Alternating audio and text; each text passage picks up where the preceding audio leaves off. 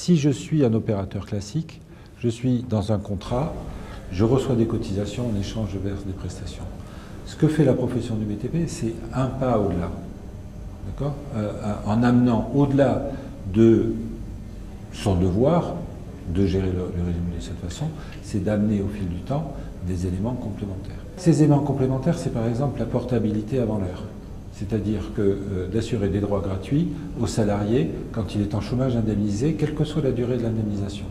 Ça, s'il a fallu attendre 2011, un accord national interprofessionnel de 2011, pour l'obtenir au niveau de l'interprofessionnel. Or, ça existe depuis 25-30 ans dans la profession du BTP. En étant sans but lucratif, tous les résultats, qu'ils soient techniques, financiers, de gestion, sont réinvestis dans le régime. En droit, les prestations classiques d'un régime de prévoyance sont normalement quérables, c'est-à-dire que c'est le salarié qui demande à l'opérateur d'assurance de verser la prestation. En ce qui nous concerne, on a été 2 ou 3 pas plus loin.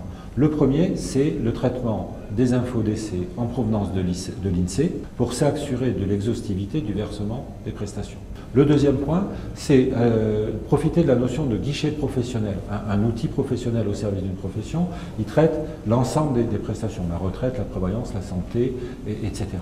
Et bien là, on va profiter pour verser l'indemnité de fin de carrière de l'instruction du dossier de retraite complémentaire pour pouvoir calculer les éléments de cette prestation sans que le salarié ait à demander cette prestation. Et puis le troisième point, c'est la valeur ajoutée sociale. C'est par exemple utiliser une partie de résultats financiers pour favoriser l'accès aux soins des anciens salariés en fonction de leurs revenus.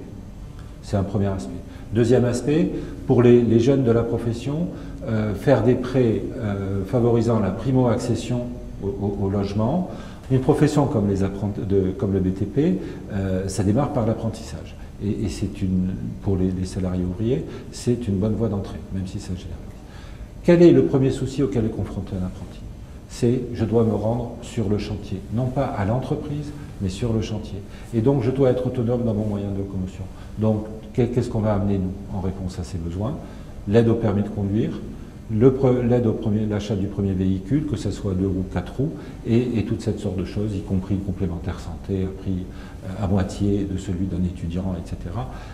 C'est pour illustrer. Et enfin, une politique originale d'accès aux vacances de qualité en fonction des revenus. Voilà.